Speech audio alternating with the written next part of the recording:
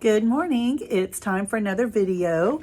Today's notes are going to be called On the Set, and this is what they look like. Dun, dun, dun. I think it's very, I don't know, but it says On the Set. So we are going to talk about today what happens once you get on the set. So after you book a job, what happens once you get there? So it says, yay, you've booked a gig. Now remember, in theater, a gig is a job. Okay, it's also like in people who do music and stuff. You've heard that before, like, oh, I got a gig tonight. Oh, I've cooked a gig. So that is it. So booking is your contract. So if you contract a job, that means you booked a gig. And that means that you are on your way to being a film star. Even if it's a commercial, even if it's a walk online in a movie, even if it's just walking by in the background, you are still on your way to being a star. The casting agent will book you out. That's what it's called when they take you and they give you a job. You're booked out for however many days it takes to film. So some films may take 2 days to make your scene. Some might take an hour. It just really depends on the film, on what you're doing, on your exact role, all that stuff. Sometimes they add days and sometimes they don't. The important thing that they are trying to do is to do it in as little time as possible, because time is money, especially on film sets.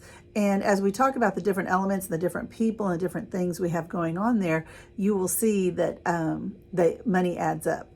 You know, the people they have to hire, craft services, just having things for you, having space for you, renting trailers, all that stuff adds up really fast. So their goal is to get it done as quickly as possible and, of course, as well as possible. I mean, they don't want to just put some crud up there. They really want it to look good. So your number one friend when you go to film is the second assistant director. Not the first assistant director, second assistant director. So put that in those 3 blanks. Okay, the night before, basically what they're going to do is they're going to call you the night before or text you or whatever system they have set up. And they're going to tell you where to be and exactly what time. Now, you will know like what city you're going to be in and the general area, but they will tell you specifically where to go the night before. The reason, and sometimes they don't call you till after 9 o'clock. The reason is they have to wait until they film their whole thing for the day. They've looked through the dailies and they've got it all down before they can say, okay, we'll be ready for John Jones at 8 a.m. tomorrow. Or maybe we're not going to get to him tomorrow until noon, so he doesn't have to show up until 10. So whatever time it is, that's when they let you know. So if you do book a gig, don't be freaked out going, oh my gosh, they haven't called me yet. It's 7 o'clock. Nope, they're not going to call you till late, like around 9. They'll give you the address. They'll tell you where you need to go. You can GPS it. Sometimes it's better if they give you an address. So if they tell you to go to Sealy High School, you might want to put in the GPS. You might not want to put in the GPS. You might want to ask them for the address or make sure you have the address. Because a lot of times people GPS Sealy High School and it takes them to the junior high because that used to be the high school. So you don't want to be at the wrong place just sitting there looking like an idiot. So make sure you have the address, not just the name of the location, but the actual address. The things that you need to take with you, not much. You need your ID because you have to prove who you are and they might need copies of that. You need comfortable clothes because you're going to be sitting around a lot. And so when you arrive, you have to have something on. Obviously, you can't arrive without clothes. And then you'll get your costume, but you need just to have something comfortable because you don't know how long till you get into your costume. You need a phone, obviously, because we can't go anywhere without our phones. And while you're there, you might get a call about another gig. So you need to be accessible. And something to read. There's a lot of sitting around times. You might want to have something to read. You should have your lines already that they gave you, so you can look over those, but I wouldn't count on being able to spend hours looking at lines. I would find other things to do. When you arrive, you go to base camp. Okay, base camp is where the trailers are. So in that blank, put trailers. It's basically the backstage part of the film. They have all kinds of trailers there. They have, of course, trailers for all the performers, the stars. They have a makeup trailer. They have a wardrobe trailer. The director will have a trailer. The producer will have a trailer. All the technicians will have trailers. So it's just it's called base camp, but it's a big section of trailers, whatever the trailers look like. And that's kind of where, it's kind of like a temporary building. Let me think. Do we have any in Sealy? I don't think we have any temporary buildings at any of our schools. Oh, it's like the She Shed right out here outside of the auditorium. Okay, that's what a trailer would look like. Okay, sometimes they're more like trailer like a RV, like a vacation trailer, but oftentimes they look like, depending on how long it's going to be there, they look like the she shed. They're like a building that's just sitting out there. Inside your trailer, you'll find your contract if you haven't signed it yet, which a lot of times you don't sign your contract till you get there. Your wardrobe, your schedule, and your lines. Okay, your lines are the words you're going to say on film today. Your lines are called mini sides, and they are going to be different from the script in the blank, from the script you were sent a few days before arriving on the set, because things change. They rewrite, they might come up with a better idea, something might happen in filming that they're like, oh, you know what we could do? We could use this, and let's do this with it, and let's change it around, and let's add this line, or let's make a line here, or we're just going a totally different direction for the story, whatever they do. So you always need to check your mini sides. Okay, the average time you film per day, the average amount of pages filmed, if you're doing a movie, you only film like 2 pages per day. If you're doing TV, which has a smaller budget, it's 6 to 8 pages because they've got to go fast and they want to get done as much as possible. And if you're doing an indie film, which is super low budget, they'll do like 12 to 15 pages a day because their goal is to get in there, get as much done as quickly as possible and move on. So you might find that you're there a lot longer just depending on what you're doing and if you're doing a film or if you're doing TV, if it's indie, just whatever it is. The script supervisor is the person who makes sure that you are saying your lines correctly. So you've got to memorize your lines. They're not going to mess around with you going, I can't remember, I'm so embarrassed. No, they're not going to mess around with that. The script supervisor will be on you like, no, the line is this, no, no, no. And you don't want to hear those no's. So make sure that they don't have to correct you. Okay, once you're there, you've got your sides, you see your wardrobe, you see your contract, you've set down your bag or whatever you brought your stuff in. You kind of do the next 6 things in whatever order they're going. It's not always in this order, but this is the general order. The first thing you do is sign your contract if you need to. The second thing is go to wardrobe and check the fit on your costume. So you'll put your costume on and you will go to wardrobe. And they will take it in, let it out, change the color, do whatever they need to do to make it look right for you. Then you're going to makeup, where they put on makeup. Pretty easy there. Fix your hair, that kind of stuff. Then you get breakfast. And this is a place called Craft Services. So in those lines, you put Craft Services.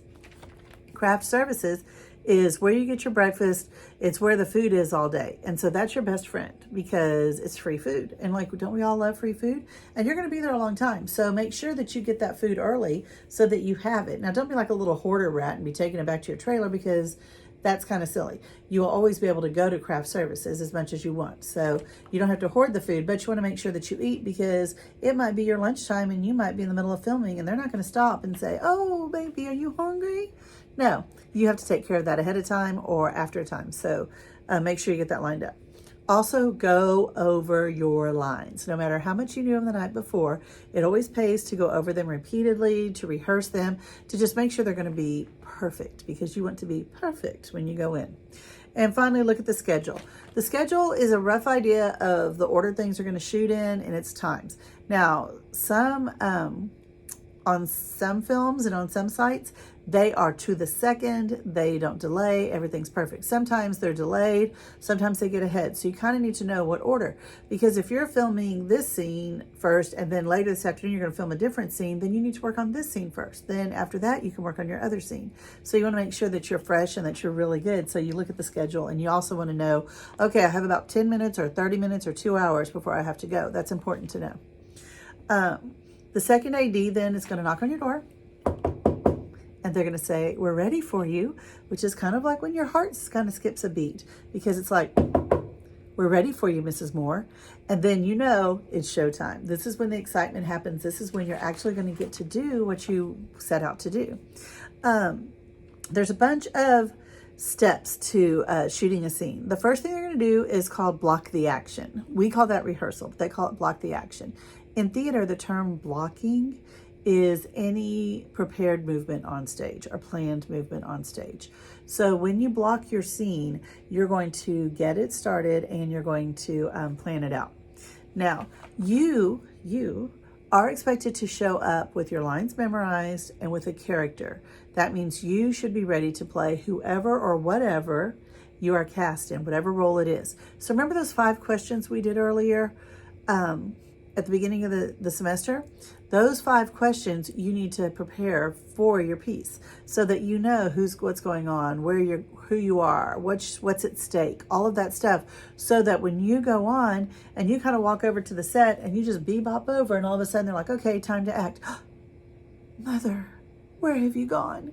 Do you see how quickly you have to do it? I mean, it's maybe not that quick, but you have to be able to pull that character out. You have to know everything as soon as you get over there.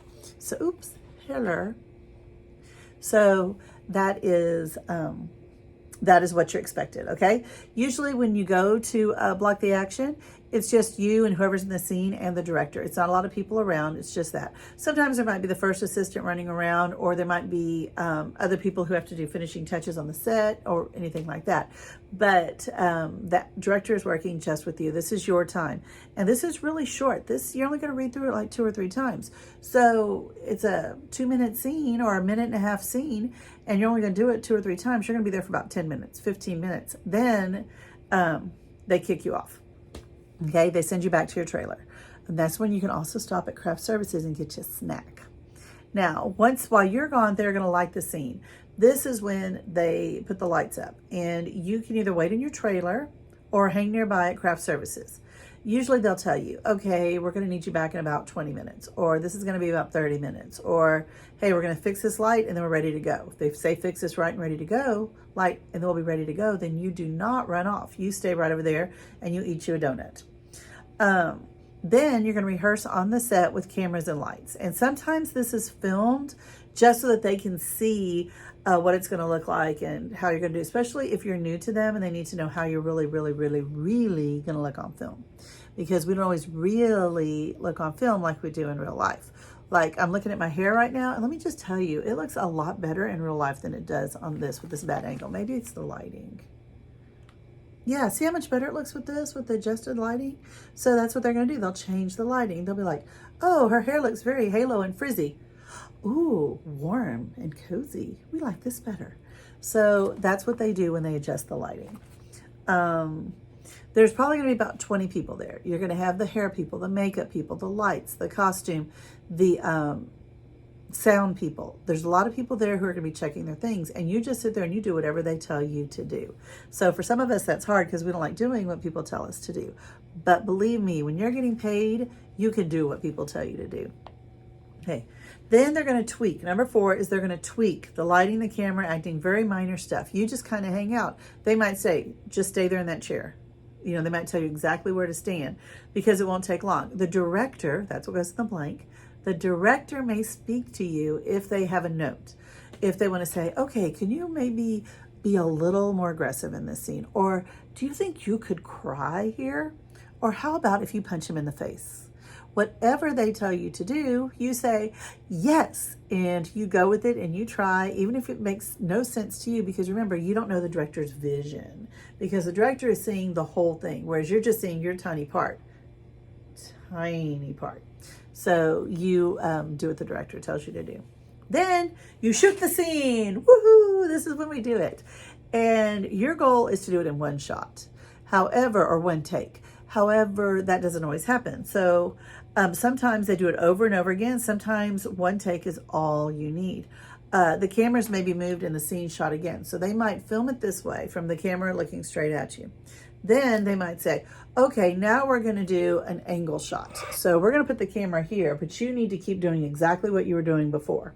And that is where the script supervisor comes in and makes sure if you're holding your pen like this, that you're holding your pen like this in this shot. You're not going to be holding your pen like this because it'll show.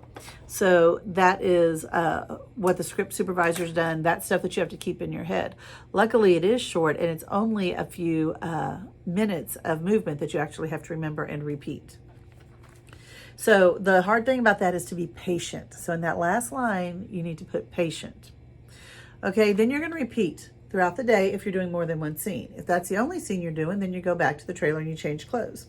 At the end of the day, whether that's after one scene or 25 scenes, you change in your trailer, you sign out with the second AD. Remember that second AD. You need to make sure that you're friendly to everyone and that you say thank you. The film industry, especially in Texas, is a very small industry. So you cannot afford to irritate people or to be a diva or